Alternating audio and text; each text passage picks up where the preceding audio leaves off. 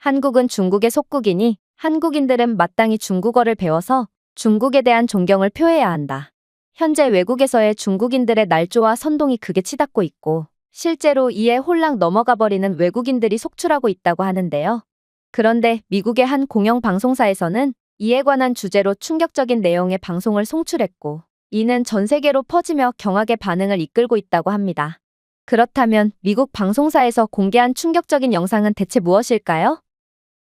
안녕하세요. 저는 미국 출신의 그레타라고 합니다. 그동안 저희 가족의 생활을 돌아보자면 정말 무난이라는 말만큼 잘 어울리는 단어도 없을 것입니다. 저희 가족은 전형적인 미국인의 삶을 살고 있고 이러한 삶에 만족하며 살아가고 있었거든요.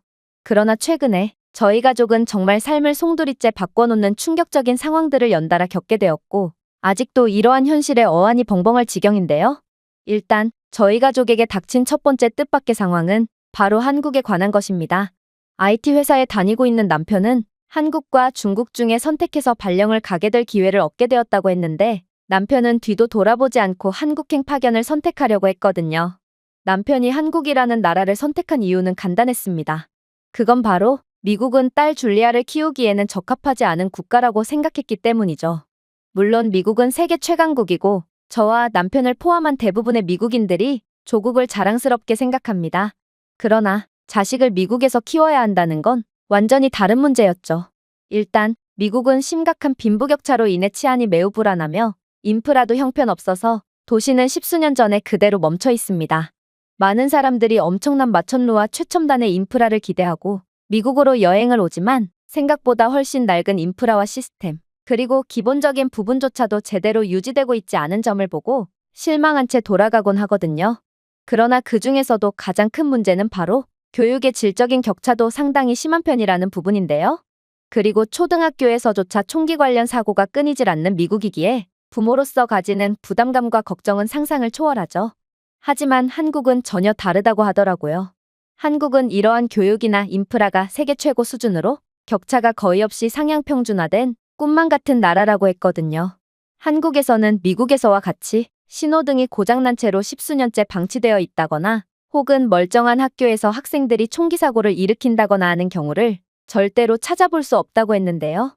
그리고 한국의 인재들과 기업들이 현재 전 세계에서 활약하는 모습을 보면 한국에서 아이를 키운다는 건 그야말로 꿈에 그리던 유토피아에서 아무 걱정 없이 살 수 있다는 뜻처럼 보였습니다.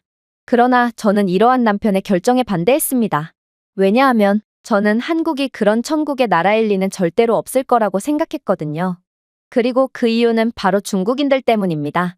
줄리아가 태어났을 때만 해도 미국인들로만 이루어져 있던 저희 마을은 정말 순식간에 인구 구조가 바뀌기 시작했고 결국 눈 깜짝할 새에 미국인보다 중국인들이 더 많은 수준이 되었는데요.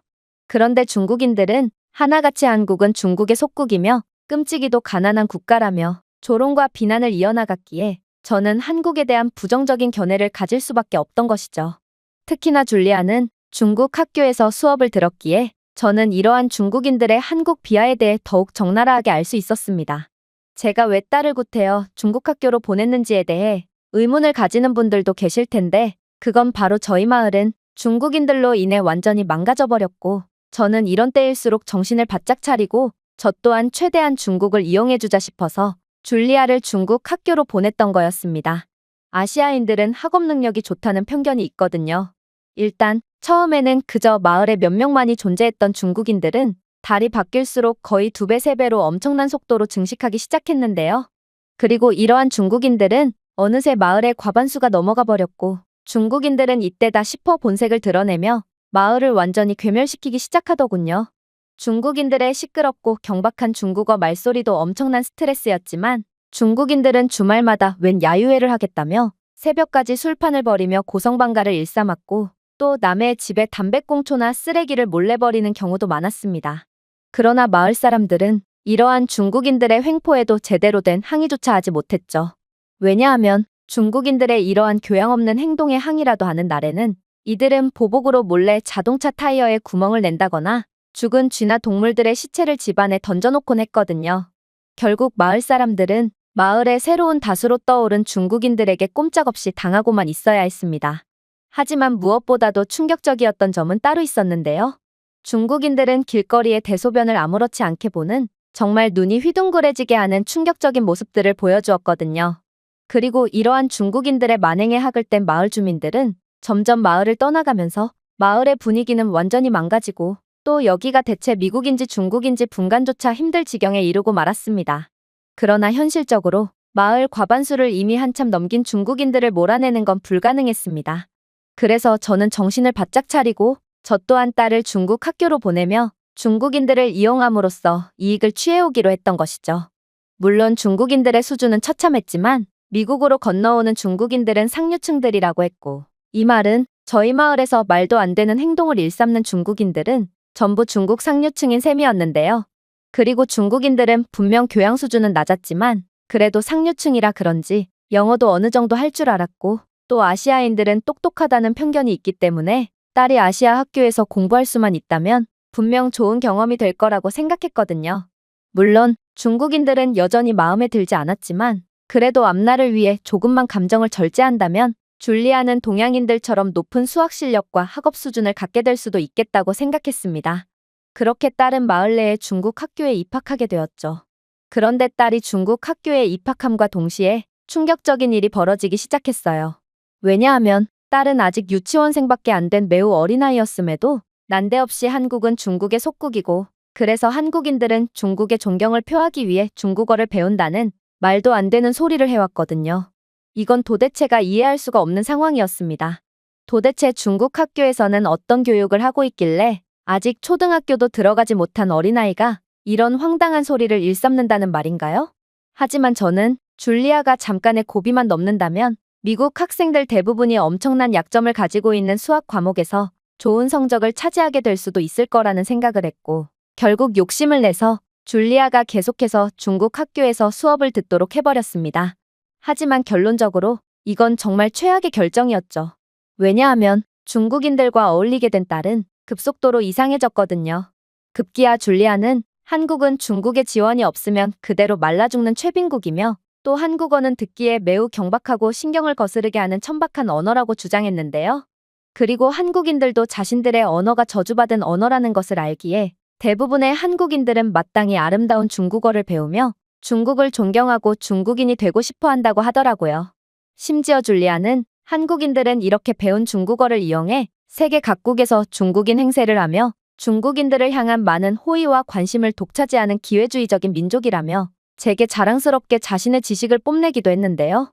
저는 이러한 줄리아의 충격적인 주장에 깜짝 놀랄 수밖에 없었고, 결국 줄리아의 주머니에 몰래 녹음기를 꽂아두고 도대체 중국 학교에서 무슨 교육을 하는지 엿듣게 되었습니다.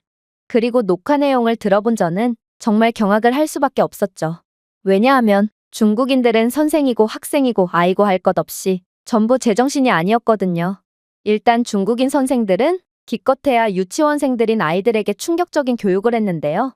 중국어는 세계에서 가장 아름다운 언어고, 중국어가 이렇듯 듣기에 매우 편하고 멋있게 들리는 탓에 전 세계인들이 중국어를 배우려고 안달이 난 거라며 말도 안 되는 거짓말을 해댔죠.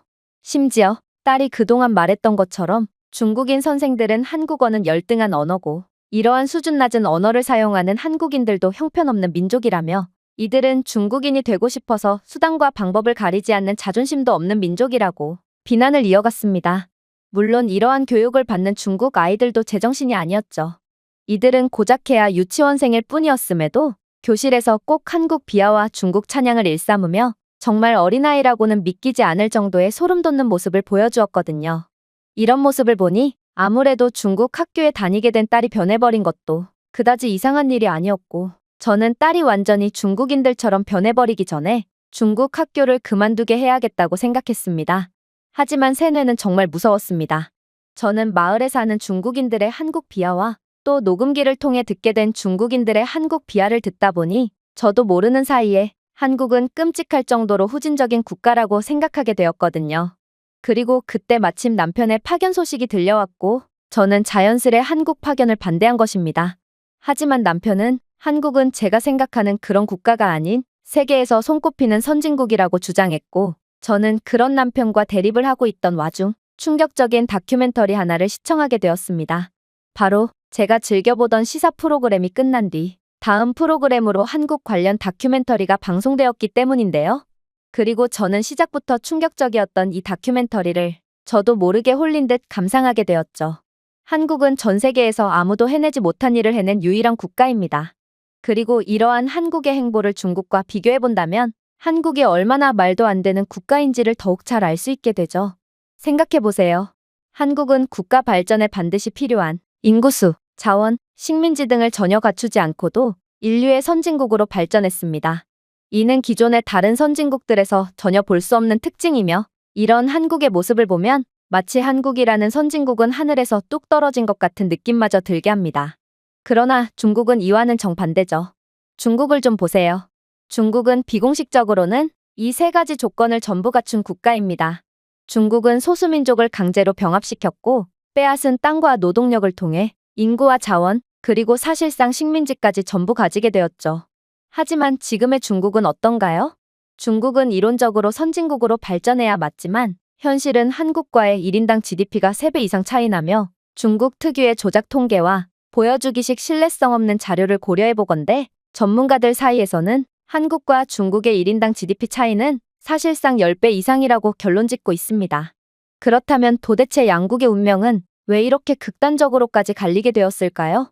물론 이에 대한 많은 이유가 있지만 요즘 대표적으로 제기되고 있는 이유는 바로 언어 때문입니다. 한국인들은 언어 덕분에 세계에서 가장 큰 이익을 얻은 국가들 중 하나거든요. 일단 한국인들의 문자인 한글은 세계에서 가장 빠르게 배울 수 있는 천재적인 언어며 덕분에 한국은 세계에서 가장 낮은 문맹률을 보이고 있습니다. 더 놀라운 점은 한국은 한국전쟁 이후 세계 최빈국 시절에도 문맹률이 상당히 낮은 편에 속했다는 점인데요. 이건 한국인들의 IQ가 세계에서 가장 높기 때문이기도 하지만 결정적으로 한글은 자음 14개와 모음 10개로 구성되어 있어 그저 몇 시간 안에도 읽기와 쓰기의 기본을 파악할 수 있는 극한으로 효율적인 문자기 때문이죠. 그리고 이러한 언어적 효율성 덕분에 한국은 빠르게 발전할 수 있었습니다. 후진국에서는 글자를 못 읽는 사람들이 많아서 질 좋은 노동력을 얻기가 힘들고 이는 악순환으로 이어져 발전을 정체시키는데요. 그런데 한국인들은 아무리 가난해도 기본적으로 전부 다 글을 읽고 쓸 수는 있으니 모두가 고품질의 노동력을 제공할 수 있었죠. 놀라운 건 이렇듯 한국이 한글 덕분에 빠르게 발전할 수 있었던 발전사는 한글을 직접 창제한 세종이라는 인물의 이념과 일치한다는 것입니다. 세종대왕은 한자를 배우기 어려운 일반인들에게 힘을 실어주기 위해 한글을 개발했기 때문이죠. 그리고 이러한 위대한 이념은 한글의 창제 이래 다양한 사회적 집단에서 문해력을 증진시키는 데 도움이 되었고 이는 한국의 문해력률을 100%에 가까운 수준으로 만들어 한국을 빠르게 발전시킨 것입니다. 반면에 중국은 어떨까요? 재밌게도 중국은 한국과는 정반대로 세계에서 문맹률이 가장 높은 국가입니다. 학자들 대부분이 중국의 실질 문맹률은 80%에 달한다고 보고하고 있고 중국의 지방이나 도시 외곽 지역에 사는 중국인들은 사실상 마을에 글을 읽고 쓰는 사람이 아예 없다고 하죠. 그 이유는 간단합니다. 한자는 배워야 할 문자 수가 지나치게 많기 때문이죠. 한자는 각 문자가 고유한 음절을 나타내며 특정 의미를 전달하는 문자 기반 쓰기 시스템에 의존합니다. 중국어의 기본 소양을 얻으려면 학습자가 약 5,000자 이상을 인식해야 하는 반면 원활한 대화를 위해서는 약 15,000자 이상의 한자를 외워야 합니다. 생각해보세요. 한글은 그저 기본 문자가 24개에 불과하고 따라서 몇 시간 안에 학습할 수 있습니다. 그런데 한자는 특정 순서대로 정확하게 작성해야 하는 여러 획으로 구성되고 일부 문자는 최대 20개 이상의 획을 가지기도 합니다. 즉, 한글 전체를 외울 시간에 한자는 오직 한 단어밖에 암기할 수 없는 것입니다. 이런 극한의 비효율적인 언어를 도대체 어떻게 배울 수 있을까요? 따라서 중국인들조차 한자를 전혀 못 쓰는 경우가 많고 이는 한국과는 달리 질 낮은 노동력으로 이어져 중국은 그 많은 노동인구를 가지고도 발전을 전혀 할 수가 없던 것입니다. 한국은 세종대왕이라는 현자가 수백 년 앞을 미리 내다보는 통찰력으로 한자에서 벗어나 나라를 구원했고 이렇듯 최고의 선진국으로 발돋움할 수 있었지만 중국은 저주받은 언어 때문에 발전을 전혀 하지 못했다는 것이죠. 저는 대체 제가 무슨 영상을 보고 있는 건가 싶어 경악을 금치 못하고 말았습니다. 중국인들이 주장했던 건 완전히 새빨간 거짓말이었고 중국인들은 자신들의 열등함을 감추기 위해서 한국을 끌어들이는 비열한 수법을 사용하고 있었던 거거든요.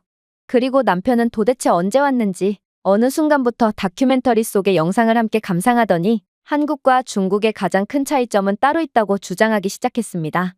그레타, 정말 중요한 건 저런 게 아냐. 한국인들은 외국인들이 기본적인 한국어만 해도 마치 첫걸음말을 뗀 아이에게 하는 것처럼 아낌없는 칭찬을 해주는 배려심 깊은 사람들이거든. 이들은 한국어를 구사하는 행위 그 자체보다는 한국을 존중하고 한국어를 배우는 수고를 감내하는 노력을 더욱 값지게 생각하는 사람들이지. 그러나 중국인들의 경우는 전혀 달라. 중국인들은 외국인들이 중국어를 조금이라도 서툴게 구사하면 그 즉시 중국어 실력을 비하하며 모자란 놈이라고 손가락질하거든. 이들은 진심으로 중국을 세계의 중심이라고 여기며 세계인들은 마땅히 중국어를 구사할 줄 알아야 한다고 생각하기 때문이야. 그러나 현실은 중국은 가난과 열악한 교육 환경 때문에 자신들조차 자신들의 언어를 제대로 구사하지 못하지. 과연 우리가 이런 나라에서 줄리아를 기르는 게 옳은 선택일까? 저는 남편의 말을 듣고 정말 깜짝 놀랄 수밖에 없었습니다. 한국이 이 정도일 줄도 전혀 몰랐을 뿐더러 제 무지와 욕심 때문에 줄리아를 중국 학교로 보냈다는 것 자체로도 엄청난 죄책감이 들었기 때문이죠. 그러나 다큐멘터리는 이러한 제 죄스러운 마음에도 아랑곳하지 않고 더욱 충격적인 내용을 송출해오기 시작했습니다. 그리고 요즘 들어 한국은 세계에서 언어 덕을 가장 많이 본 국가로 여겨지고 있습니다. 그건 바로 한국 드라마와 K-팝, 한국 영화들이 엄청난 인기를 얻고 있기 때문이죠. 여러분들은 한국 문화가 어떻게 이 정도의 인기를 얻을 수 있었다고 생각하시나요? 물론 한국인들의 콘텐츠 제작 능력은 타의 추종을 불허하는 수준입니다. 하지만 그렇게 치면 중국은 자신들의 콘텐츠를 알리기 위해 매년 천문학적인 금액을 투자하고 있습니다. 한국 콘텐츠를 그대로 베낀 콘텐츠를 제작하기도 하고 또 정부 차원에서 천문학적인 자금을 투자해 할리우드 유명 배우를 중국 영화에 섭외하는 등 갖은 노력을 다하고 있죠. 그런데 여러분들은 중국 영화나 노래 중 하나라도 아는 것이 있나요? 통계상 약 80%의 외국인들이 중국 드라마나 영화를 켜고 10분의 1도 못 본 채 그대로 콘텐츠를 종료한다고 합니다. 그리고 충격적이게도 그 이유는 중국어에 신경을 자극하고 짜증을 유발하는 데시벨 때문이라고 하죠. 놀랍게도 이러한 중국어에 듣기 싫은 말소리는 과학적인 부분과도 연관되어 있습니다. 중국어는 주로 단음절적인 단어를 사용하는데 이는 특히 빠르게 말할 때 잘린 듯한 불쾌한 리듬을 제공하거든요.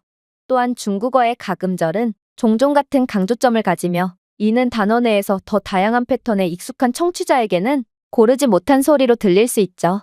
중국인들 그 자체도 문제입니다. 중국인들은 강렬하거나 서두르는 듯한 리듬감으로 빠르게 말하는 경향이 있거든요.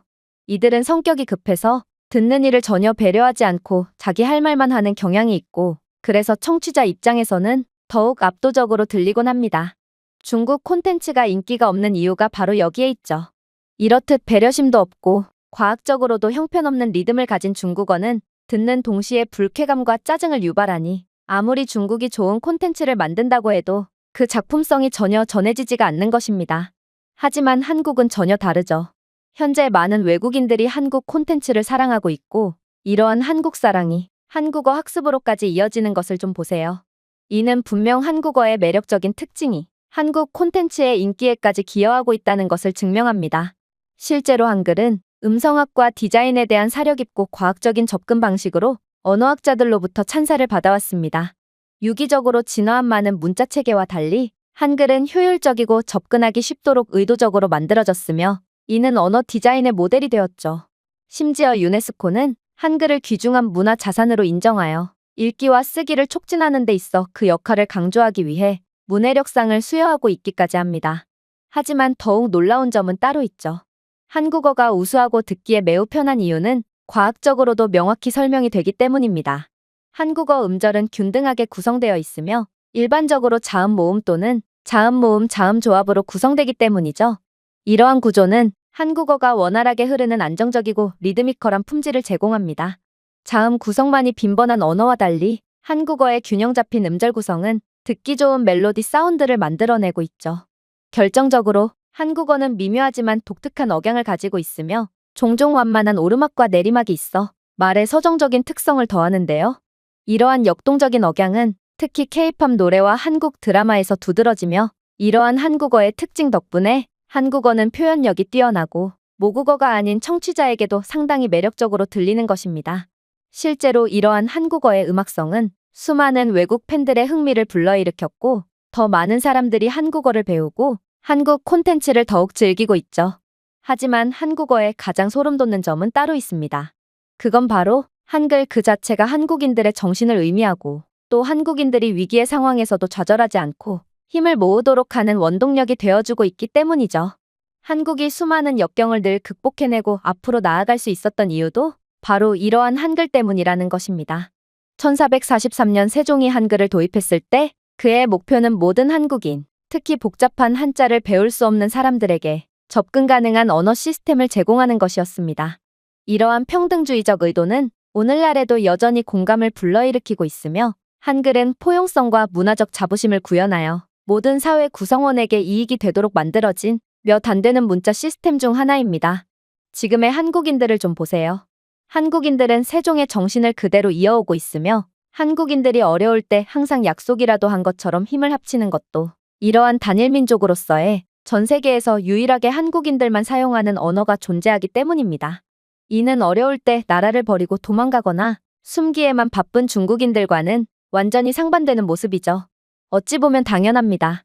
중국은 각자의 고유한 언어가 있는 민족들을 억지로 병합하여 중국어를 강제로 교육시킨 국가인데 어떻게 한국처럼 단합을 할 수가 있겠어요? 이렇듯 언어만 봐도 그 나라가 어떻게 발전했고 또 왜 발전에 실패했는지를 정확히 알 수 있습니다. 그리고 디지털 시대로 접어든 지금 매체와 콘텐츠를 통해 더더욱 외국어를 접할 기회가 많아지면서 한국어의 우수한 특성은 더욱 무궁무진한 가능성을 열어주며 한국을 아직도 잠재력이 높은 국가로 만들어주고 있습니다. 다큐멘터리 속의 전문가의 충격적인 주장에 저는 할 말을 잃고 말았습니다. 그리고 뭔가 새로운 세상이 열린 듯한 느낌마저 들었죠. 저는 한국은 정말로 줄리아가 있어야 할 곳이라는 생각이 들었고, 남편의 한국 파견은 정말 신이 주신 기회일 수도 있겠다는 확신에 가까운 감정이 들었는데요. 그래서 저희 가족은 한국으로의 본격적인 이동 전에 한국을 한번 사전답사해 보기로 결정했습니다. 그리고 줄리아는 공항에 도착하자마자 한국인들이 한국어를 구사하는 장면을 보고 화들짝 놀라고 말았죠. 왜냐하면 한국어는 정말로 극적인 성조가 없어서 듣기에 매우 편했고, 또 노래를 하는 듯한 멜로디까지 제공했거든요. 그래서 이러한 생각과는 달랐던 한국어를 듣게 된 줄리아는 이게 한국어일 리 없다는 듯 그 즉시 선체로 굳어 한국어를 구사하는 한국인들을 멍하니 쳐다만 보고 있었습니다. 저희 마을에는 한국인이 없었고 줄리아는 중국인들의 한국어 비하만을 들었지 실제로 한국어를 들은 적은 없었거든요. 줄리아는 중국 학교에서는 시끄럽고 경박한 한국어에 대한 영상만을 틀어줬다면서 저건 분명 한국어가 아닐 거라며 도저히 이러한 현실을 믿지 못하는 반응을 보였는데요. 그러나 남편은 귀신같이 그러한 중국 학교에서 보여줬다던 영상들을 찾아냈고, 이건 중국인들이 한국을 날조할 때 쓰는 조작 영상이라며 한국인의 목소리만 의도적으로 볼륨을 엄청나게 올리거나 영상 편집 기술로 불쾌한 소리가 들리도록 한 것일 뿐이라며 충격적인 설명을 건네오더라고요. 그리고 실제로 한국어는 영어보다도 훨씬 듣기 편한 언어였기에 남편의 말은 분명히 설득력이 있어 보였습니다. 하지만 줄리아는 이러한 사실을 통 믿으려고 하지 않았어요. 자신은 분명 학교에서 한국인들은 보여주기에 미쳐있는 사람들이라고 배웠고, 공항 같은 외국인들이 많은 곳에는 연기자들이 고용되어 있다고 들었다며 도저히 현실을 인정하려 하지 않았거든요. 아무래도 줄리아는 아직 무척이나 어렸고 순백의 도화지 같은 상태였기에 중국의 세뇌에 단단히 홀린 듯 했는데요. 실제로 줄리아는 서울로 가는 버스에 탑승하자마자 박장대소를 하며 자신이 뭘 했냐며 한국어는 저주받은 언어가 맞다며 신나서 큰 소리를 치기 시작했죠. 왜냐하면 버스 안에서는 한 무리의 동양인들이 엄청난 침을 튀어가며 시끄러운 대화를 이어나가고 있었거든요. 그들의 데시벨이 어찌나 높던지 버스 안은 소음으로 쩌렁쩌렁 울리고 있었고 승객들 모두가 불쾌하다는 듯 인상을 한껏 찌푸리고 있었습니다. 심지어 이 정체불명의 동양인들은 버스 안에서 악취가 나는 음식까지 섭취했기에 버스 안은 무언가가 부패하는 냄새로 가득했어요. 당연히 그들이 구사하는 언어는 한국어가 아니었습니다. 마을에서 들었던 것과는 조금 달랐지만 저건 분명 중국어가 맞아 보였고 공공장소에서 시끄럽게 떠드는 사람들은 중국인이 맞아 보였죠. 아무래도 마을 내의 중국인들은 분명 형편없긴 했지만 아무튼 그들은 중국 상류층들이라 그나마 조용한 중국어를 구사했던 것 같았고 이들처럼 정말 일반적인 중국인들의 경우 상상 이상으로 시끄럽고 경박한 중국어를 구사하는 듯했어요. 하지만 딸은 도통 버스 안을 울리는 저주받은 언어가 중국어라는 사실을 믿으려고 하지 않았어요. 그러자 남편은 스마트폰을 꺼내 번역 앱을 실행시켰고 그들의 언어가 자동으로 중국어로 인식되고 있다는 것을 보여줬는데요. 결국 줄리아 또한 경악을 하는 반응을 보이며 중국의 세뇌에서 점점 풀리는 듯한 모습을 보였죠. 그렇게 저희 가족은 서울에 도착했고 시차도 적응할 겸 예정에도 없던 경복궁에 들르게 되었습니다. 그리고 그렇게 기대 없이 도착한 경복궁에서 저는 큰 충격을 받을 수밖에 없었죠. 왜냐하면 경복궁은 생각보다도 훨씬 아름다웠기 때문입니다. 일단 경복궁의 정문인 장엄한 광화문은 정말 독특한 매력을 자랑하고 있었는데요. 전통적인 목조 누각에 얹힌 우뚝 솟은 석조 구조물은 마치 다른 시대로 향하는 관문처럼 느껴지기까지 하더라고요.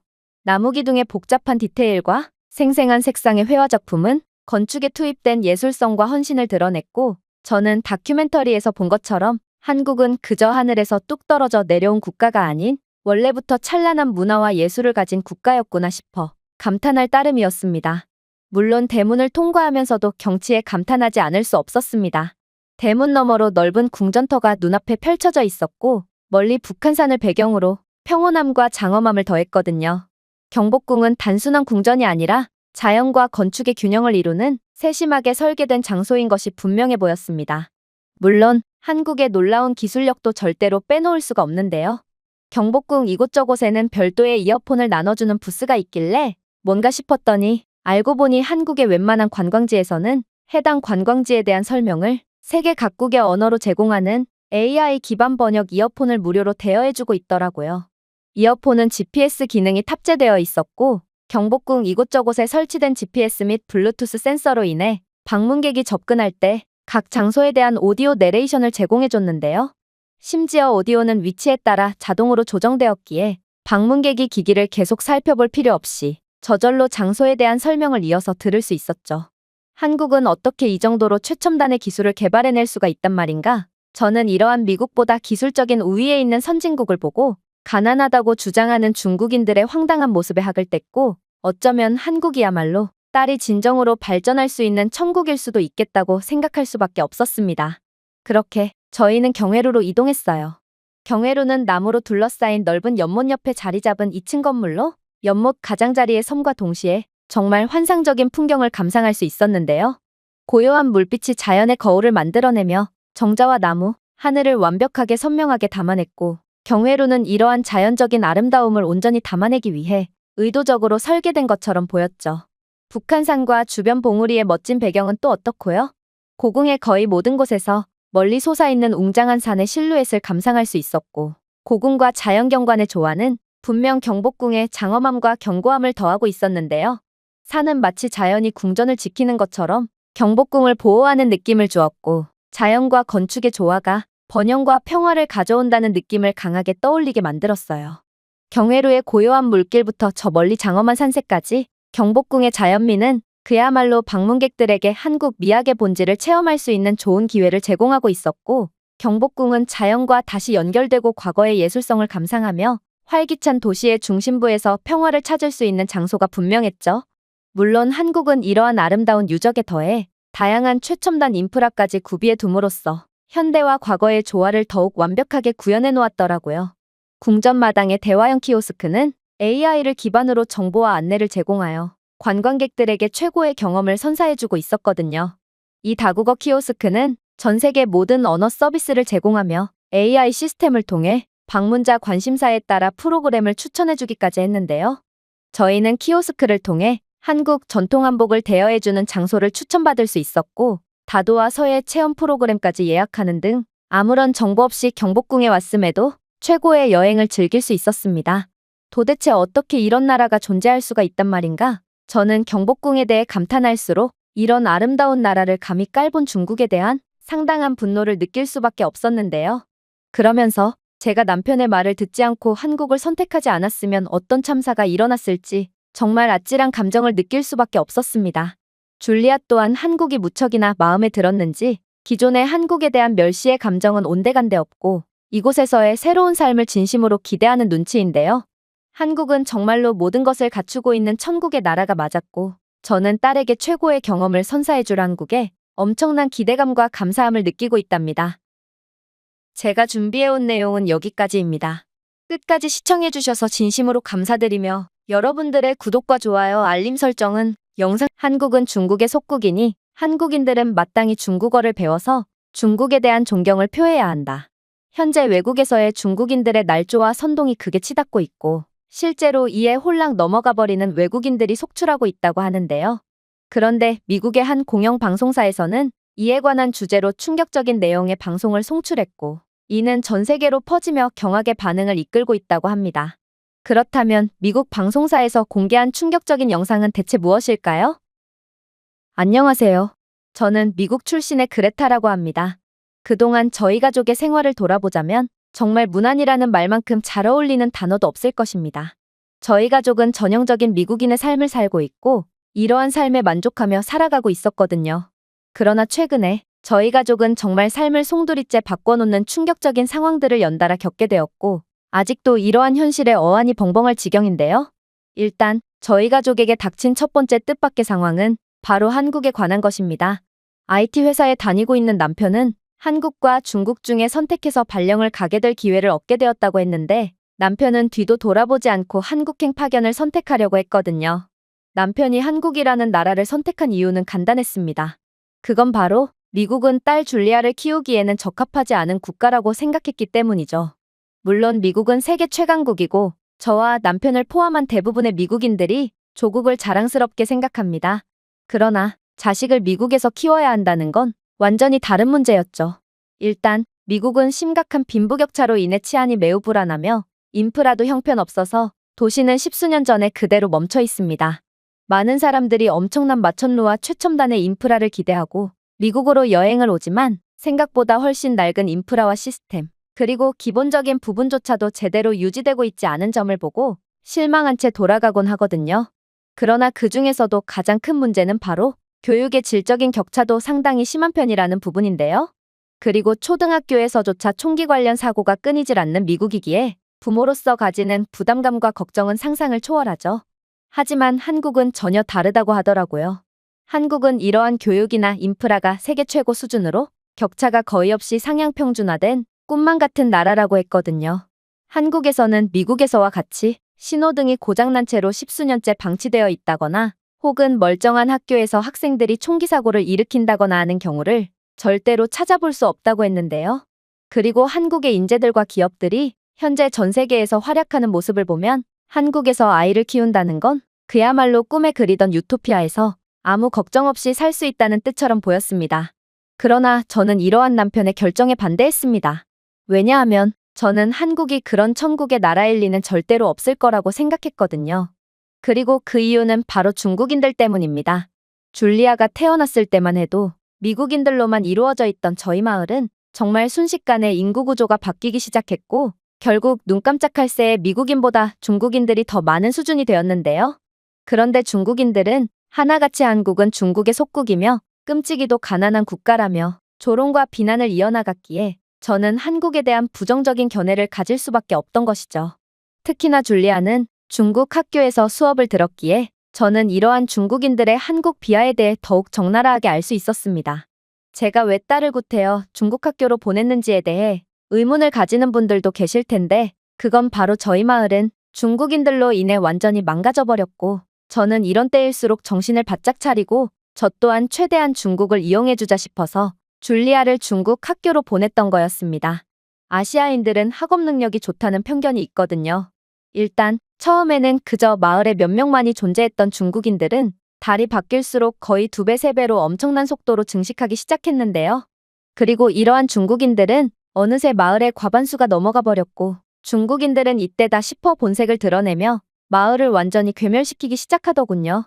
중국인들의 시끄럽고 경박한 중국어 말소리도 엄청난 스트레스였지만 중국인들은 주말마다 웬 야유회를 하겠다며 새벽까지 술판을 벌이며 고성방가를 일삼았고 또 남의 집에 담배꽁초나 쓰레기를 몰래 버리는 경우도 많았습니다.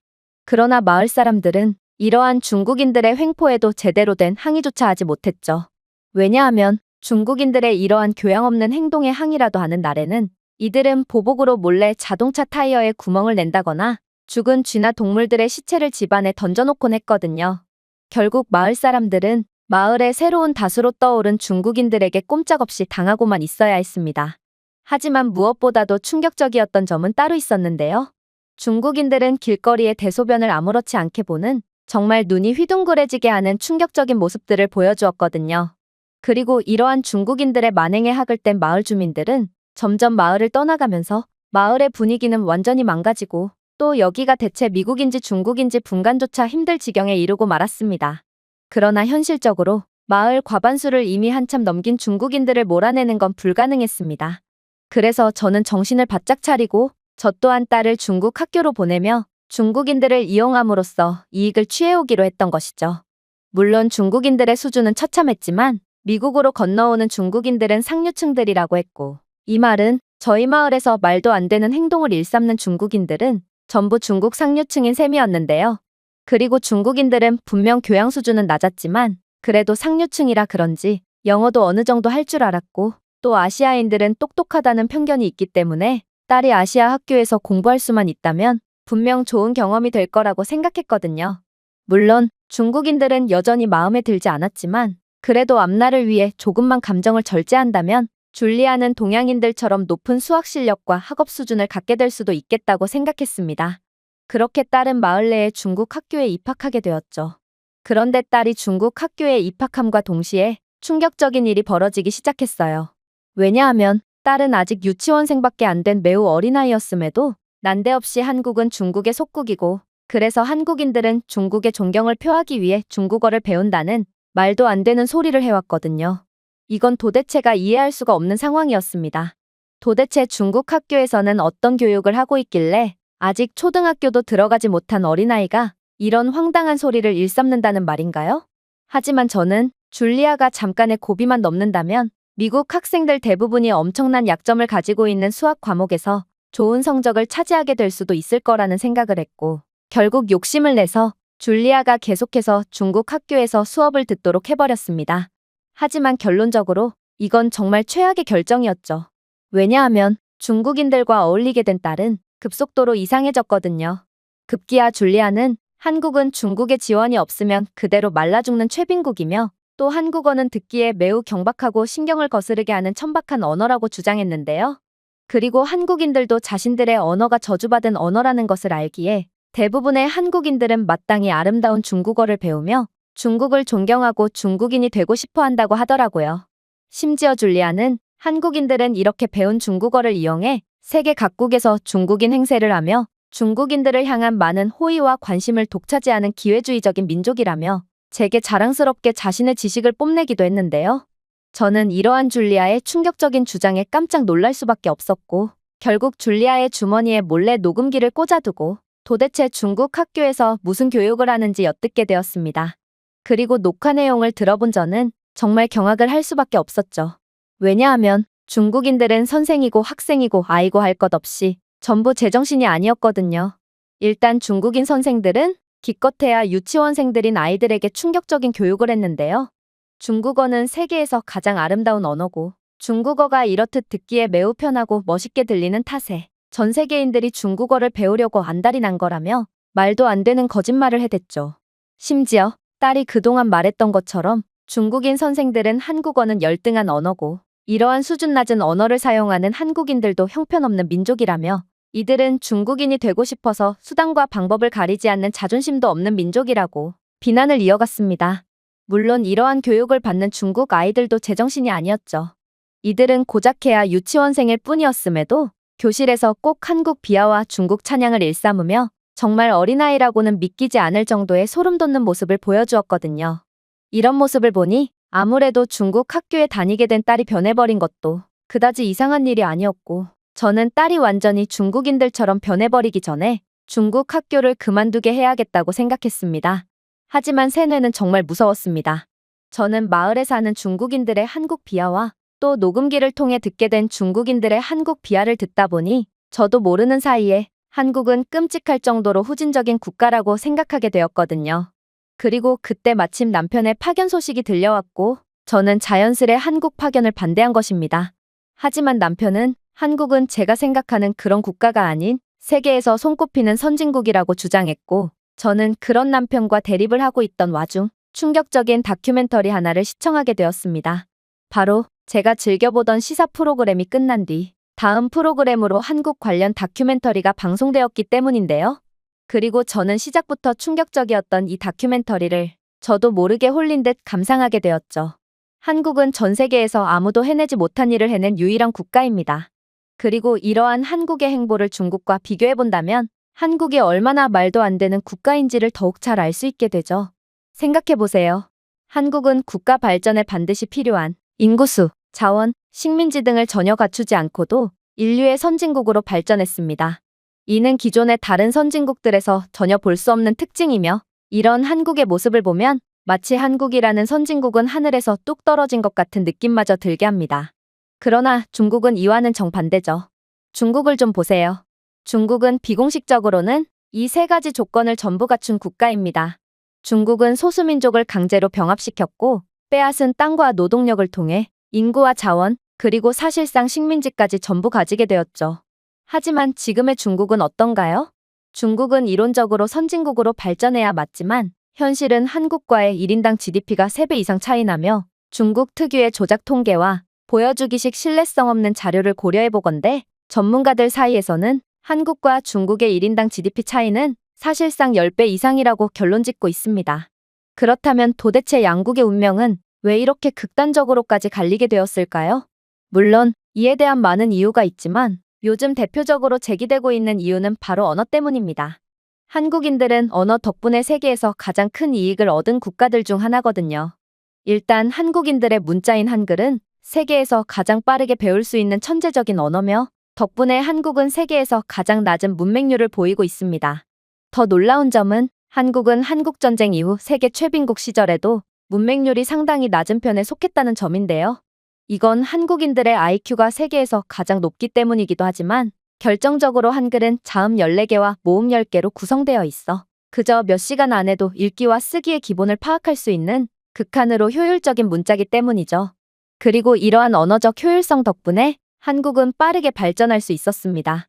후진국에서는 글자를 못 읽는 사람들이 많아서 질 좋은 노동력을 얻기가 힘들고 이는 악순환으로 이어져 발전을 정체시키는데요. 그런데 한국인들은 아무리 가난해도 기본적으로 전부 다 글을 읽고 쓸 수는 있으니 모두가 고품질의 노동력을 제공할 수 있었죠. 놀라운 건 이렇듯 한국이 한글 덕분에 빠르게 발전할 수 있었던 발전사는 한글을 직접 창제한 세종이라는 인물의 이념과 일치한다는 것입니다. 세종대왕은 한자를 배우기 어려운 일반인들에게 힘을 실어주기 위해 한글을 개발했기 때문이죠.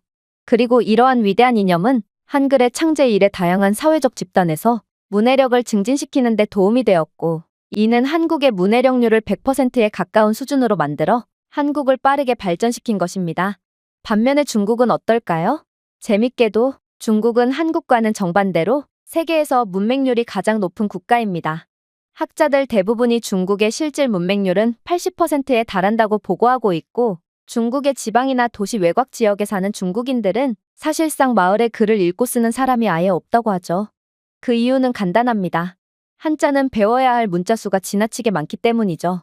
한자는 각 문자가 고유한 음절을 나타내며 특정 의미를 전달하는 문자 기반 쓰기 시스템에 의존합니다. 중국어의 기본 소양을 얻으려면 학습자가 약 5,000자 이상을 인식해야 하는 반면 원활한 대화를 위해서는 약 15,000자 이상의 한자를 외워야 합니다. 생각해보세요.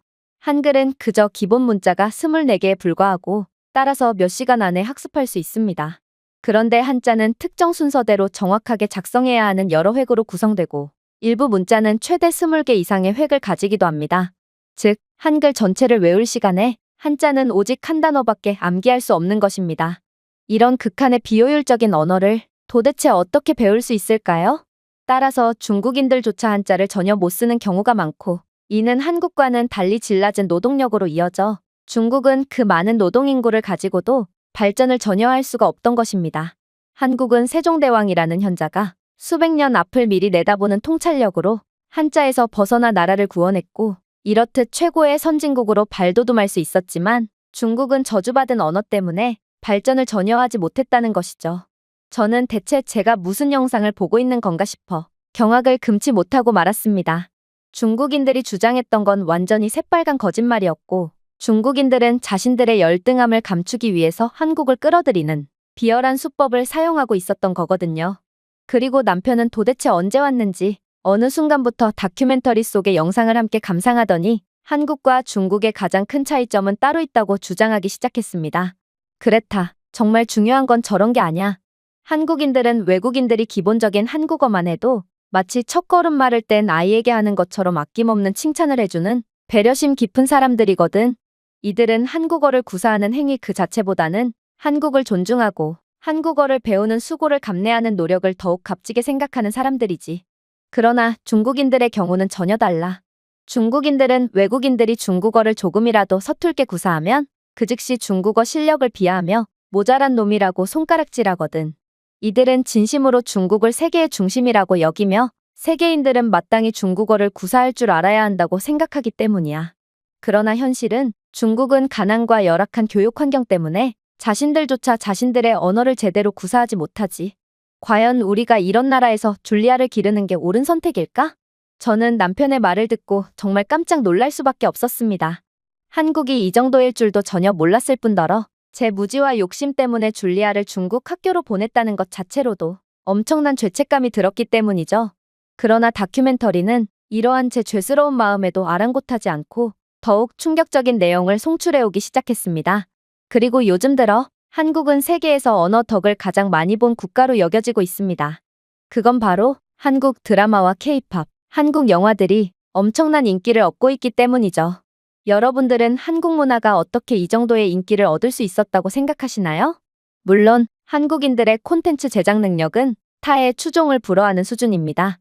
하지만 그렇게 치면 중국은 자신들의 콘텐츠를 알리기 위해 매년 천문학적인 금액을 투자하고 있습니다.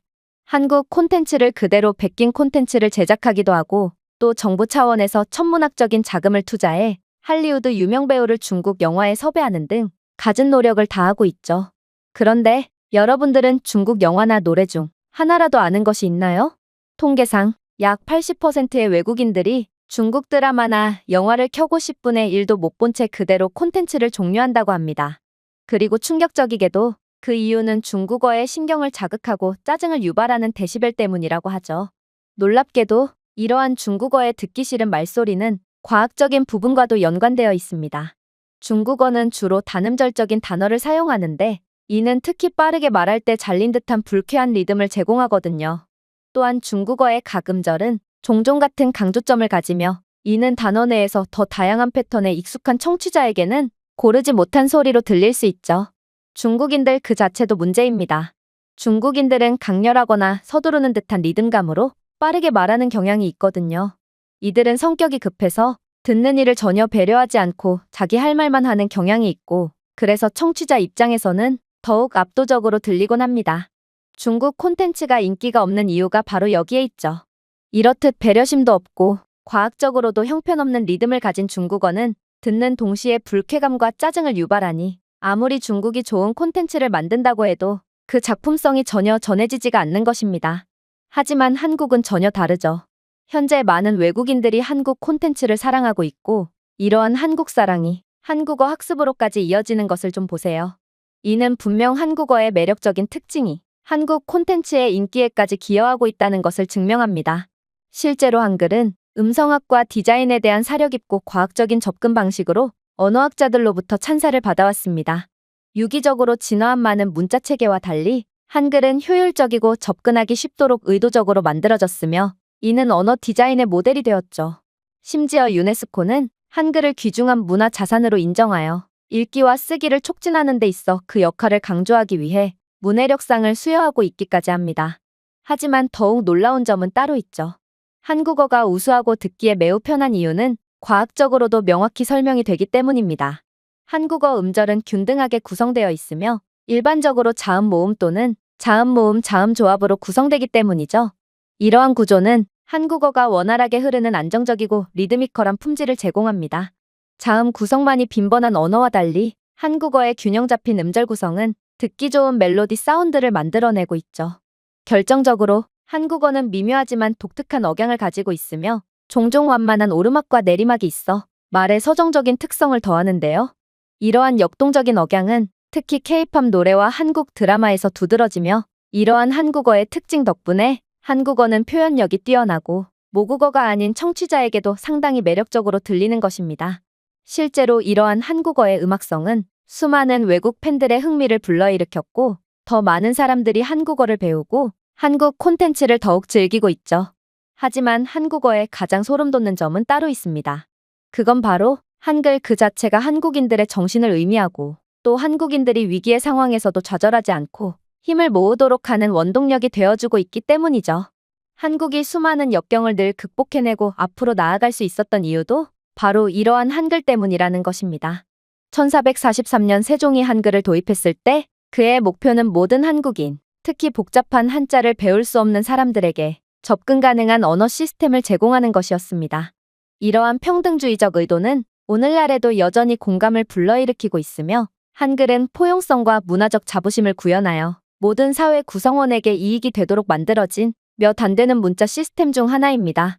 지금의 한국인들을 좀 보세요. 한국인들은 세종의 정신을 그대로 이어오고 있으며 한국인들이 어려울 때 항상 약속이라도 한 것처럼 힘을 합치는 것도 이러한 단일민족으로서의 전 세계에서 유일하게 한국인들만 사용하는 언어가 존재하기 때문입니다. 이는 어려울 때 나라를 버리고 도망가거나 숨기에만 바쁜 중국인들과는 완전히 상반되는 모습이죠. 어찌 보면 당연합니다. 중국은 각자의 고유한 언어가 있는 민족들을 억지로 병합하여 중국어를 강제로 교육시킨 국가인데 어떻게 한국처럼 단합을 할 수가 있겠어요? 이렇듯 언어만 봐도 그 나라가 어떻게 발전했고 또 왜 발전에 실패했는지를 정확히 알 수 있습니다. 그리고 디지털 시대로 접어든 지금 매체와 콘텐츠를 통해 더더욱 외국어를 접할 기회가 많아지면서 한국어의 우수한 특성은 더욱 무궁무진한 가능성을 열어주며 한국을 아직도 잠재력이 높은 국가로 만들어주고 있습니다.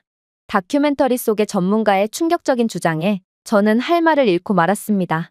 그리고 뭔가 새로운 세상이 열린 듯한 느낌마저 들었죠. 저는 한국은 정말로 줄리아가 있어야 할 곳이라는 생각이 들었고 남편의 한국 파견은 정말 신이 주신 기회일 수도 있겠다는 확신에 가까운 감정이 들었는데요. 그래서 저희 가족은 한국으로의 본격적인 이동 전에 한국을 한번 사전답사해 보기로 결정했습니다. 그리고 줄리아는 공항에 도착하자마자 한국인들이 한국어를 구사하는 장면을 보고 화들짝 놀라고 말았죠. 왜냐하면 한국어는 정말로 극적인 성조가 없어서 듣기에 매우 편했고 또 노래를 하는 듯한 멜로디까지 제공했거든요. 그래서 이러한 생각과는 달랐던 한국어를 듣게 된 줄리아는 이게 한국어일 리 없다는 듯 그 즉시 선체로 굳어 한국어를 구사하는 한국인들을 멍하니 쳐다만 보고 있었습니다. 저희 마을에는 한국인이 없었고 줄리아는 중국인들의 한국어 비하만을 들었지 실제로 한국어를 들은 적은 없었거든요. 줄리아는 중국 학교에서는 시끄럽고 경박한 한국어에 대한 영상만을 틀어줬다면서 저건 분명 한국어가 아닐 거라며 도저히 이러한 현실을 믿지 못하는 반응을 보였는데요. 그러나 남편은 귀신같이 그러한 중국 학교에서 보여줬다던 영상들을 찾아냈고 이건 중국인들이 한국을 날조할 때 쓰는 조작 영상이라며 한국인의 목소리만 의도적으로 볼륨을 엄청나게 올리거나 영상 편집 기술로 불쾌한 소리가 들리도록 한 것일 뿐이라며 충격적인 설명을 건네오더라고요. 그리고 실제로 한국어는 영어보다도 훨씬 듣기 편한 언어였기에 남편의 말은 분명히 설득력이 있어 보였습니다. 하지만 줄리아는 이러한 사실을 통 믿으려고 하지 않았어요. 자신은 분명 학교에서 한국인들은 보여주기에 미쳐있는 사람들이라고 배웠고 공항 같은 외국인들이 많은 곳에는 연기자들이 고용되어 있다고 들었다며 도저히 현실을 인정하려 하지 않았거든요. 아무래도 줄리아는 아직 무척이나 어렸고 순백의 도화지 같은 상태였기에 중국의 세뇌에 단단히 홀린 듯 했는데요. 실제로 줄리아는 서울로 가는 버스에 탑승하자마자 박장대소를 하며 자신이 뭘 했냐며 한국어는 저주받은 언어가 맞다며 신나서 큰 소리를 치기 시작했죠.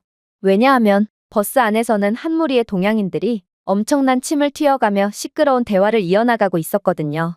그들의 데시벨이 어찌나 높던지 버스 안은 소음으로 쩌렁쩌렁 울리고 있었고 승객들 모두가 불쾌하다는 듯 인상을 한껏 찌푸리고 있었습니다. 심지어 이 정체불명의 동양인들은 버스 안에서 악취가 나는 음식까지 섭취했기에 버스 안은 무언가가 부패하는 냄새로 가득했어요. 당연히 그들이 구사하는 언어는 한국어가 아니었습니다. 마을에서 들었던 것과는 조금 달랐지만 저건 분명 중국어가 맞아 보였고 공공장소에서 시끄럽게 떠드는 사람들은 중국인이 맞아 보였죠. 아무래도 마을 내의 중국인들은 분명 형편없긴 했지만 아무튼 그들은 중국 상류층들이라 그나마 조용한 중국어를 구사했던 것 같았고, 이들처럼 정말 일반적인 중국인들의 경우 상상 이상으로 시끄럽고 경박한 중국어를 구사하는 듯했어요. 하지만 딸은 도통 버스 안을 울리는 저주받은 언어가 중국어라는 사실을 믿으려고 하지 않았어요. 그러자 남편은 스마트폰을 꺼내 번역 앱을 실행시켰고 그들의 언어가 자동으로 중국어로 인식되고 있다는 것을 보여줬는데요. 결국 줄리아 또한 경악을 하는 반응을 보이며 중국의 세뇌에서 점점 풀리는 듯한 모습을 보였죠. 그렇게 저희 가족은 서울에 도착했고 시차도 적응할 겸 예정에도 없던 경복궁에 들르게 되었습니다. 그리고 그렇게 기대 없이 도착한 경복궁에서 저는 큰 충격을 받을 수밖에 없었죠. 왜냐하면 경복궁은 생각보다도 훨씬 아름다웠기 때문입니다. 일단 경복궁의 정문인 장엄한 광화문은 정말 독특한 매력을 자랑하고 있었는데요. 전통적인 목조 누각에 얹힌 우뚝 솟은 석조 구조물은 마치 다른 시대로 향하는 관문처럼 느껴지기까지 하더라고요. 나무기둥의 복잡한 디테일과 생생한 색상의 회화 작품은 건축에 투입된 예술성과 헌신을 드러냈고 저는 다큐멘터리에서 본 것처럼 한국은 그저 하늘에서 뚝 떨어져 내려온 국가가 아닌 원래부터 찬란한 문화와 예술을 가진 국가였구나 싶어 감탄할 따름이었습니다. 물론 대문을 통과하면서도 경치에 감탄하지 않을 수 없었습니다. 대문 너머로 넓은 궁전터가 눈앞에 펼쳐져 있었고 멀리 북한산을 배경으로 평온함과 장엄함을 더했거든요. 경복궁은 단순한 궁전이 아니라 자연과 건축의 균형을 이루는 세심하게 설계된 장소인 것이 분명해 보였습니다. 물론 한국의 놀라운 기술력도 절대로 빼놓을 수가 없는데요. 경복궁 이곳저곳에는 별도의 이어폰을 나눠주는 부스가 있길래 뭔가 싶었더니 알고 보니 한국의 웬만한 관광지에서는 해당 관광지에 대한 설명을 세계 각국의 언어로 제공하는 AI 기반 번역 이어폰을 무료로 대여해주고 있더라고요. 이어폰은 GPS 기능이 탑재되어 있었고 경복궁 이곳저곳에 설치된 GPS 및 블루투스 센서로 인해 방문객이 접근할 때 각 장소에 대한 오디오 내레이션을 제공해줬는데요.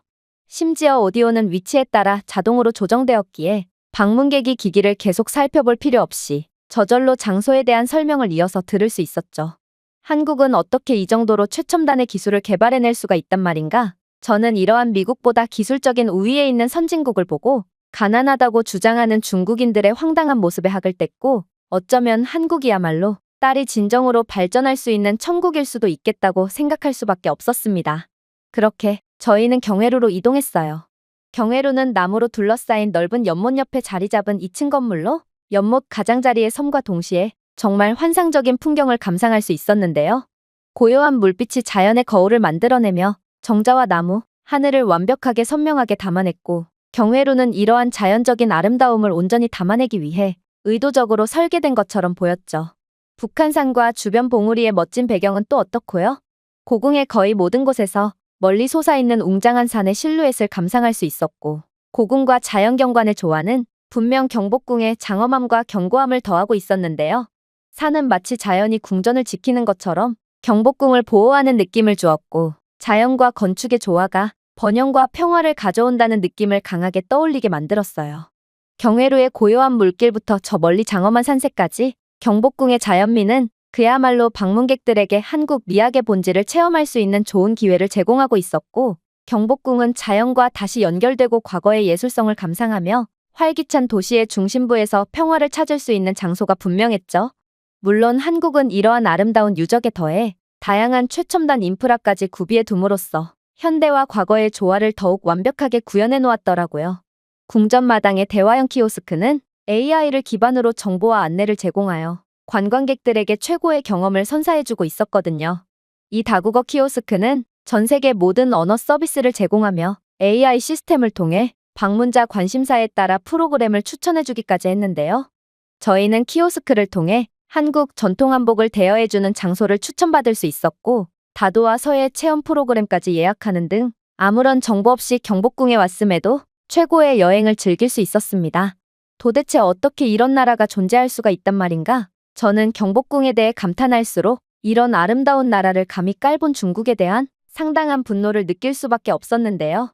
그러면서 제가 남편의 말을 듣지 않고 한국을 선택하지 않았으면 어떤 참사가 일어났을지 정말 아찔한 감정을 느낄 수밖에 없었습니다. 줄리아 또한 한국이 무척이나 마음에 들었는지 기존의 한국에 대한 멸시의 감정은 온데간데 없고 이곳에서의 새로운 삶을 진심으로 기대하는 눈치인데요. 한국은 정말로 모든 것을 갖추고 있는 천국의 나라가 맞았고, 저는 딸에게 최고의 경험을 선사해줄 한국에 엄청난 기대감과 감사함을 느끼고 있답니다. 제가 준비해온 내용은 여기까지입니다. 끝까지 시청해주셔서 진심으로 감사드리며 여러분들의 구독과 좋아요, 알림 설정은 영상 제작에 큰 힘이 됩니다. 이상 세모튜브였습니다.